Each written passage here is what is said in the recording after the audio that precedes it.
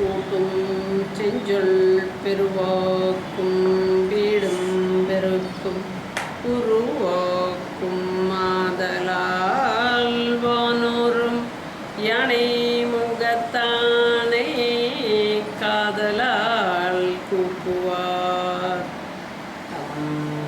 கை. தர்மபுரம் ஆதீன மட அதிபதிகளுக்கும் சுவாமிகளுக்கும் என்னுடைய தகப்பனார் நல்லகுருந்தப சுவாமிகளுக்கும் எனது வணக்கத்தை தெரிவித்துக் கொள்கிறேன். துன்பம் அதை குலைத்தருளும். பஞ்சாங்கம் பார்க்குற இது முற்காலத்தில் இருந்த மாதிரி, அதாவது ஒரு 200 இயர்ஸ்க்கு முன்னாடியெல்லாம் இருந்த மாதிரி இப்போ கிடையாது. பிள்ளைங்கள்லாம் அதிநவீனமாக டிஜிட்டல் வேர்ல்டுகளோட டெய்லி படிப்புகள் இருக்கிறதுனால அவங்களுக்கு பஞ்சாங்கத்தை பற்றி ஒன்றும் புரியவும் மாட்டேங்குது. உண்மை என்னென்னா, யூனிவர்ஸில் இருக்கிற 9 கிரகங்கள் இயங்கக்கூடியதை கரண பூசணமாக நம்ம தமிழர்கள்லாம் இந்த ப்ளூ பிளானட்டுக்கு சொந்தக்காரங்க கிடையாது. நம்ம ஏலியன்ஸ் மாதிரி இன்னொரு பேரலல் வேர்ல்டுலேருந்து தான் இங்கே வந்திருக்கோம் அப்படின்றது தான் நம்ம டிஎன்ஏ ரிப்போர்ட்டு சொல்லுது.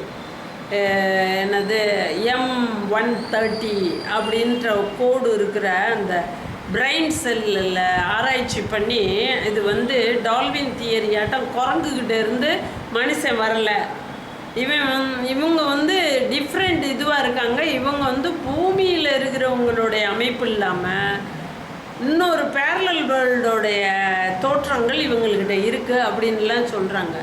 அப்படி பார்க்கும்போது கரணபூசணமாக உலகம் தோன்றுறதுக்கு முன்னாடி இருந்து வேடிக்கை பார்த்தது மாதிரி காக்கை புஜண்டர்னு ஒருத்தர் இருக்கார்.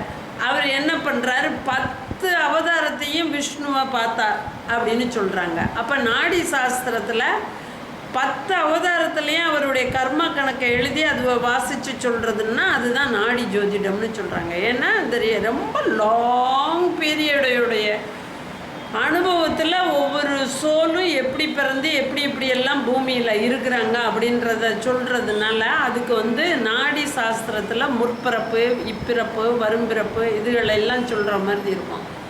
நம்மளுக்கு பஞ்சாங்கன்றது நம்மக்கிட்ட 3 வகையான பஞ்சாங்கம் இருக்குது. கர்ணபூஷணமாக வந்தது வாக்கிய பஞ்சாங்கம். அது பாஸ்கர பட்டாச்சாரியார் அப்படின்ட்டு திருவள்ளூரில் இருந்த அந்த வீரராகவ பெருமாள் அப்படின்னு இருக்கார் இன்னமும். இப்போ கூட நம்மெல்லாம் இந்த அமாவாசை திதி தர்ப்பணங்கள்லாம் பண்ணணும்னா வீரராகவ பெருமாள் கிட்ட போயிட்டு எல்லாம் பண்ணிட்டு வர்றாங்க. இங்கே இருக்கிறவங்க வட தமிழ்நாட்டில் இருக்கக்கூடிய சென்னை வாழ் மக்கள், செங்கல்பட்டு, செய்யாறு இந்த மாதிரி இருக்கிறவங்கெல்லாம் அங்கே போவாங்க. அதுக்கு காரணம் என்னன்னு கேட்டாக்கா, 6ஆம் நூற்றாண்டில் மகேந்திர பல்லவன் அப்படின்னு ஒருத்தர் இருந்தார். அந்த மகேந்திர பல்லவன் நான் இங்கே வச்சு பல்கலைக்கழகங்கள் நடத்திக்கிட்டு இருந்தாங்க. அதில் பாஸ்கர பட்டாச்சாரியர் அஸ்ட்ரானமர், ஆரியப்பட்டர், பாஸ்கர பட்டர் இவங்கெல்லாம் அஸ்ட்ரானமர்கள். இந்த பாஸ்கர பட்டர் கரணபூஷணமாக வந்த சொற்வழியாக தகப்பனுக்கிட்ட இருந்து மயனுக்கு, குருக்கிட்ட இருந்து சிஷியனுக்கு கரணபூஷணமாக நெற்று பண்ணிவிட்டு அது அந்த ஃபார்முலா வச்சுருக்காங்க. சூரியனுக்கு என்ன மாதிரியான வேகம், அது எத்தனை ஒரு நாளைக்கு டிகிரி நவரும், ஒரு நாள் ஏன் அதுக்கு போடணும், எதுக்கு 365 நாளை ஒரு வருஷமாக நம்ம பயன்படுத்துகிறோம் அப்படின்னா 360 டிகிரியை கடக்க சூரியனுக்கு 365 நாட்கள் ஆகுது ஒரு ஆர்பிட்டை. அதாவது சூரியன் கடக்கலை, பூமி தான் சூரியனுடைய நீள்வட்ட பாதையில் போய்கிட்டு இருக்கு. அதுக்காக அதோடைய இதுக்கு ஒரு ஃபார்முலா அவங்க அதில் இருந்து மாடிஃபை ஆகி வந்தது தான் திருக்கணித பஞ்சாங்கம். திருக்கணித பஞ்சாங்கம் ரியலாக ஒவ்வொரு பிளானட்டும் அந்த 365 நாளில் முன்ன பின்ன அப்படி நேராக பஸ் ஸ்டாண்டுக்கு பிள்ளைய போச்சோன்னோம்னா ஸ்கூலுக்கு அனுப்புகிற பிள்ளைய நேராக பஸ் ஸ்டாண்டுக்கு போச்சோன்னோம்னா அது நேராக போய்கிட்டு இருக்கையில் பக்கத்தில் ஃப்ரெண்டு இன்னொருத்தையும் வந்துட்டான்னா நின்று அவளை கையை பிடிச்சி கூட்டிகிட்டு தானே போய் பஸ்ஸில் ஏறுதுங்க. அதுபோல் கிரகங்கள் ஈர்ப்பு சக்திக்கு ஏற்க நீள்வட்ட பாதையில் அவைகள் இயங்கிக்கிட்டு இருக்கும்போது அதுகளுக்கு பேரலாக இயங்கிக்கிட்டு இருக்கக்கூடிய மற்ற கிரகங்களுடைய கிராவிடேஷனல் ஃபோர்ஸில் இதோடைய ஸ்பீடு முன்ன பின்ன வரும். இது இப்போ சூரியனுடைய ஆக்கர்ஷணம் ரொம்ப அதிகமாக இருக்கிறதுனால 9 கிரகங்களும் அதை பைண்ட் பண்ணி அது எல்லையில் அது நின்று அதோடைய நீள்வட்ட பாதையில் போயிட்டு இருக்குங்க. அந்த மாதிரி போகும்போது அது ஏற்படக்கூடிய வித்தியாசங்களை கால்குலேட் பண்ணி அந்த இயக்கங்களை வச்சு எழுதப்பட்டது திருக்கணித பஞ்சாங்கம். அடுத்து எஃபிமரிஸ் அப்படின்னு திருக்கணிதம் பேஸில் எஃபிமரிஸ் அப்படின்ட்டு ஆங்கிலேயர்கள் ஒரு பஞ்சாங்கம் இது பண்ணுறாங்க. அது வெள்ளைக்காரங்க வச்சுருக்க பஞ்சாங்கம். அவைகள் அந்த முறையில் இருக்கும். அந்த மாதிரி 3 விதமான பஞ்சாங்கத்தை பயன்படுத்துகிறோம். பஞ்சாங்கம்ன்றது ஒன்று ஒரு பெரிய புத்தகம், 365 நாளுடைய இது கணிதத்தை அது சொல்லுது, அன்னைக்கு இருக்கிற கிரக நிலைகளை சொல்லுது.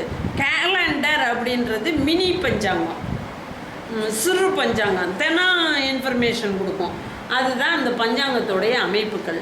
இதில் 9 கிரகங்களுடைய இயக்கங்கள் இருக்க, பஞ்சபூதங்களாக இருக்கக்கூடிய 4 நட்சத்திரம், திதி, கரணம், யோகம், இவங்க பஞ்சாங்கங்களையும் சொல்கிறோம்.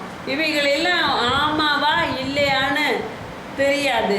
ஆனால் யங் ஜெனரேஷனாக இருக்கிறவங்க இதை ப்ராக்டிஸ் பண்ணாங்கன்னா அவங்களும் நமக்கு கொஞ்சம் ஹெல்ப் பண்ணுவாங்க. ஏன்னா அவங்கெல்லாம் டிஜிட்டல் வேர்ல்டில் ரொம்ப ஸ்பீடாக போய்கிட்டு இருக்காங்க. ஐன்ஸ்டீன் கண்டுபிடிச்ச விஷயங்கள் எல்லாம் ஒரு சின்ன 13 கிலோமீட்டர் 13 மைல் வட்டத்துக்குள்ளே அந்த பிக் பேங் தியரியை நடத்தி அது எக்ஸ் போசானுடைய அமைப்புகளை எல்லாம் கண்டுபிடிச்சி இப்போ வெளியிடுறாங்க. அந்த மாதிரி இந்த பஞ்சாங்கன்றது பூர்வீகமாக இருந்து வந்துக்கிட்டே இருக்குது. தமிழர்கள் நம்ம நிறையா பயன்படுத்திக்கிட்டு இருக்கோம். சுக்லாம் பரதரம் விஷ்ணும் சசிவர்ணம் சதுர்புசம் பிரசன்னவதனம் தியேத் விக்னோத் உபசாந்தகே சுபே சோபணம் மூர்த்தி அர்க்கிய பிரம்மணக திவ்ய வராக கல்பே அப்படின்னு வராக கல்பம் அப்படின்னு ஒன்று இருக்கு இல்லையா? அந்த வராக பல்லுக்கு நடுவில் தான் அந்த பூமி இருக்குது. அந்த பூமிக்கு கீழே ஒரு ஆமை இருக்குது. ஆமை மேலே ஒரு 7 நாகம் இருக்குது. 7 நாகங்களுக்கு இடையில் 8 யானைகள் இருக்குது. 8 யானைகளுக்கு இடையில் வராகமூர்த்தியோடைய அந்த அந்த இப்படி முகம் இருக்கிற இடத்துல அந்த பூமி இது இருக்குது. நம்ம பூமி ப்ளூ பிளானட் இருக்குது. இந்த ப்ளூ பிளானட்டுக்கு எத்தனையோ விதமான 224 ருத்ரர்கள் இருக்காங்க. ருத்ரம் அப்படின்னா வெப்பம்னு அர்த்தம். ருத்ரம் அப்படின்னா சூரியனுடைய கதிர் இயக்கம் அப்படின்னு அர்த்தம். நம்ம எத்தனையோ ஆல்பா பீட்டா காமா அப்படின்னா ஆல்பா பீட்டா காமா ரேடியேஷன்லாம் கெமிஸ்ட்ரி ஃபிசிக்ஸ் படிக்கும்போது சொல்கிறோம். ஒரே வெள்ளை ரேஸை ஸ்பெக்ட்ரத்துக்குள்ளே விட்டு வெளியே அனுப்பும்போது 7 வண்ணங்களை சொல்கிறான். ப்ளூ கலர் இருக்கிற இடத்துல ரெட் கலரை வைக்க முடியாது. அது பட்டையாக 7 கலராகத்தான் அது போகும்.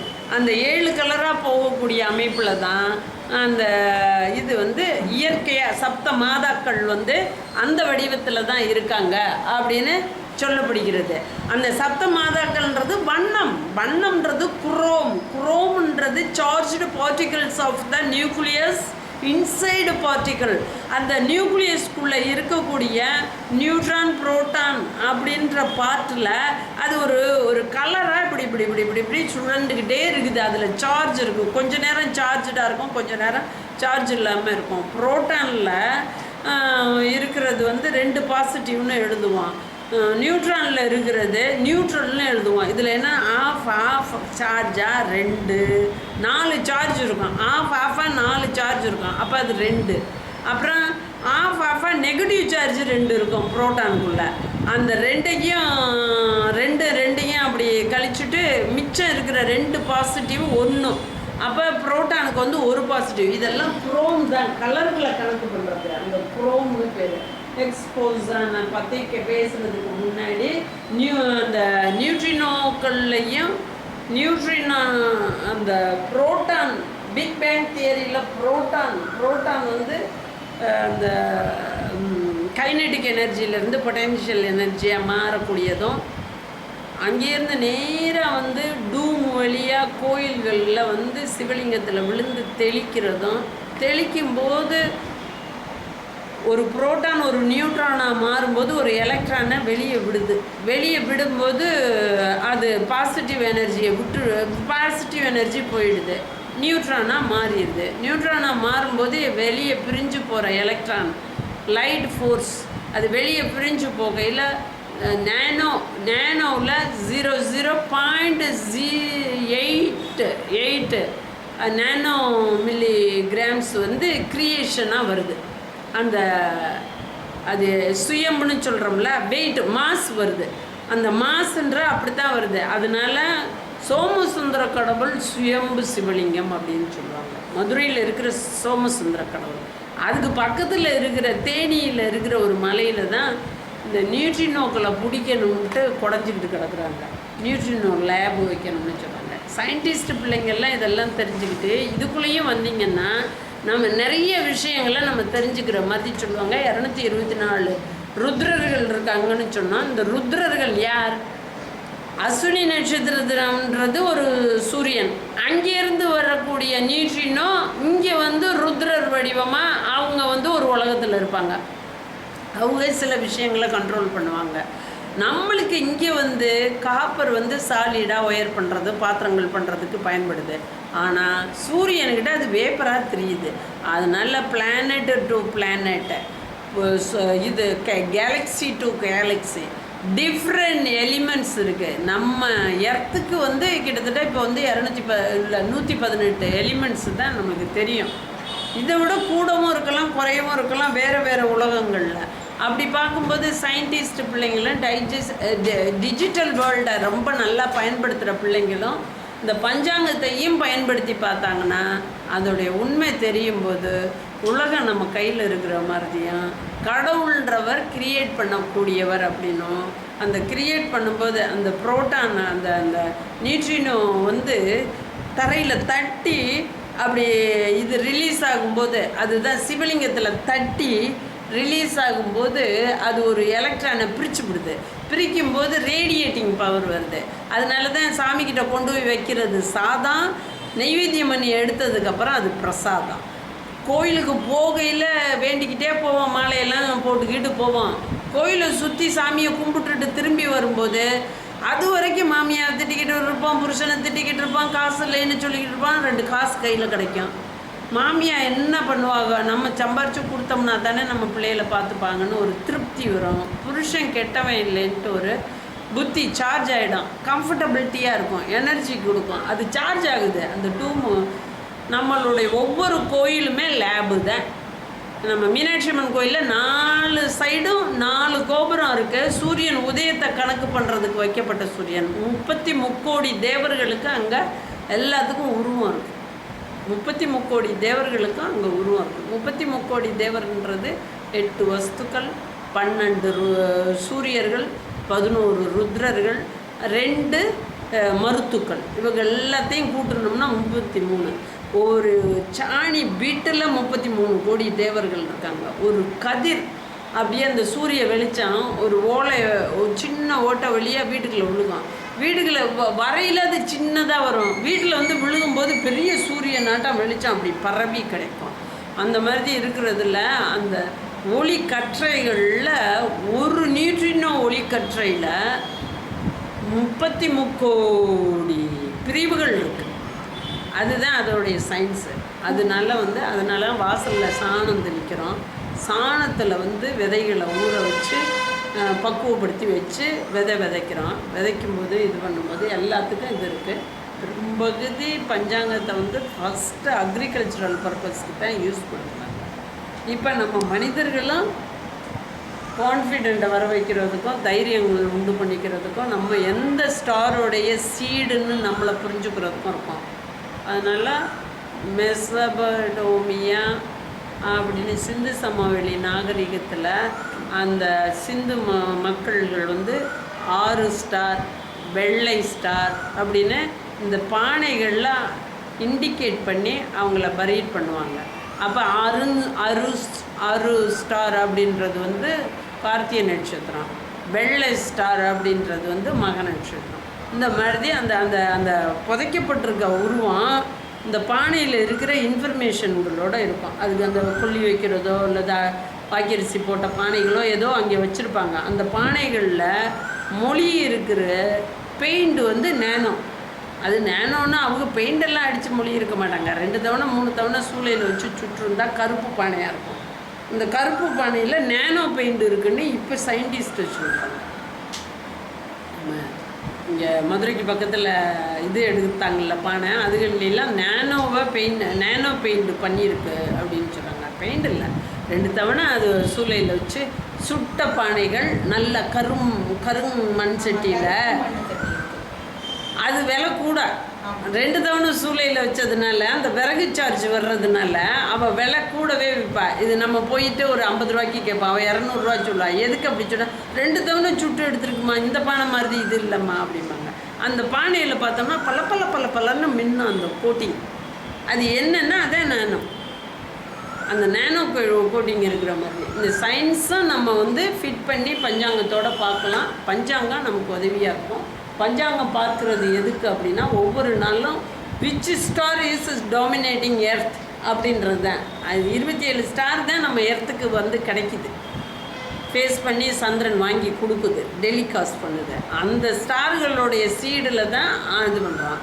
மொத்தத்தில் இருக்கிற பாப்புலேஷனில் 27 நட்சத்திரத்தில் பிறந்தவங்க தான் இருக்காங்க. ஒவ்வொரு ஸ்டார் யாரை டாமினேட் பண்ணிச்சோ அந்த ஸ்டாரின் புத்திரர்களாக புல், பூடு, புழு, மரம், பல்விருகம், பறவை, பாம்பு, இந்த மாதிரி அந்தந்த ஸ்டாருக்குள்ள அந்த சின்னங்கள் இருக்கான். அதோடைய பிஹேவியர் ஒன்று போலவே இருக்கும். கௌரி அப்படின்றது வந்து மானில் இருக்குது, புல்லில் இருக்குது, ஜெம்ஸ்டோனில் இருக்குது. அதே போல் கஸ்தூரின்றதும் எல்லா விஷயத்துலையும், மஞ்சள் இருக்கு இல்லையா, கஸ்தூரி மஞ்சள். அதே போல் கஸ்தூரி மான் இருக்கு இல்லையா, அந்த புல்லு பூடு புழு பல்விருகம் பறவை பாம்புன்னா அந்த ஸ்டாருடைய சீடில் பிறந்ததுகள். அது வந்து எத்தனை பிட்டா இங்கே வந்து அது உருவம் எடுத்துச்சோ அத்தனை பிட்டுக்கு ஏற்ற மாதிரி புல்லோ பூடோ ஜம்மோ மனிதனோ நான் மெட்டாலிக், இது என்ன சொல்கிறது, நான் லிவிங் திங்ஸ். ஜம்மெல்லாம் நான் லிவிங் திங்ஸ் தானே. அதுக்கு ஒரு கலர் இருக்குது, அதுக்கு ஒரு மனம் இருக்குது, அதுக்கு ஒரு ஷைன் இருக்குது, அதுக்கு ஒரு ப்ராப்பர்ட்டி இருக்குது. ரூபின்னா எப்படி இருக்கும்? பஞ்சாங்கம் எதுக்கு பார்க்குறோம் அப்படின்னா, என்னைக்கு கிணறு வெட்டணும், என்னைக்கு கருது இருக்கணும், என்னைக்கு வந்து மரம் வெட்டணும். இது இளம்பிறையாக இருக்குது, மரத்தை வெட்டாதீங்க, பூச்சி வந்துடும். நல்ல நல்ல நாட்களாக இருக்குது, இன்றைக்கி மரத்தை வெட்டுங்க. தேன் எடுக்கக்கூட எல்லா நாளும் எடுக்கக்கூடாது. நான் வெஜிடேரியன் பீப்புள்ஸ் நண்டு வாங்குறது கூட அந்த பௌர்ணமி அமாவாசை பார்த்து தான் வாங்குவாங்க. அதுக்குள்ளே அந்த சதை வந்து அவங்க எதிர்பார்க்குற அளவு இருக்கும்ட்ட. அந்த மாதிரி தான் மனித உடம்புமே பௌர்ணமி வரைக்கும் புருன்னு வளரும்.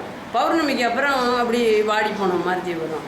அதே போலவே 15 நாள் இந்த சந்திர நட்சத்திரத்தில் பிறந்தவங்கெல்லாம் 15 நாள் காசு வந்துக்கிட்டே இருக்கும் அவங்களுக்கு. அது வரைக்கும் ஹாப்பியாக இருப்பாங்க. சேலரியை செலவு பண்ணுற வரைக்கும், கையில் காசு இருக்கிற வரைக்கும் ஹாப்பியாக இருப்பாங்க. வார்னிங் மூன் பீரியடில் அவங்க நாட் ஹாப்பி. ஏன்னு கேட்டால் மூன் வந்து அவங்களுக்கு இது சீடு, அவங்களுடைய சீடு வந்து மூனோட இது இருக்காங்க. வார்னிங் மூன் பீரியடில் கொஞ்சம் டிப்ரெஸ்ஸாக அப்படியே டவுன் ஃபாலிங்காக இருப்பாங்க. அதெல்லாம் நம்ம பார்த்து தான் சொல்லணும். ஆமானுங்க நம்ம கேட்டோம்னா, இந்த இந்த இந்த பௌர்ணமி வரைக்கும் குதூகலமாக இருந்திருப்ப, இப்போ உனக்கு சோர்வாக இருக்காப்பா அப்படின்னு கேட்டாக்கா, ஆண்டி நீங்கள் சொல்கிறது அப்படியே சொல்கிறீங்க ஆண்டி, நான் 15ஆம் தேதி வரைக்கும் வளர்ப்புற இருந்துச்சு, பௌர்ணமிக்கு அப்புறம் நான் வந்து மனசே சரியில்லாமல் இருக்கிறேன் அப்படின்ற மாதிரி சோர்வாக இருக்கிறேன்னு சொல்லுவாங்க. அதுதான்.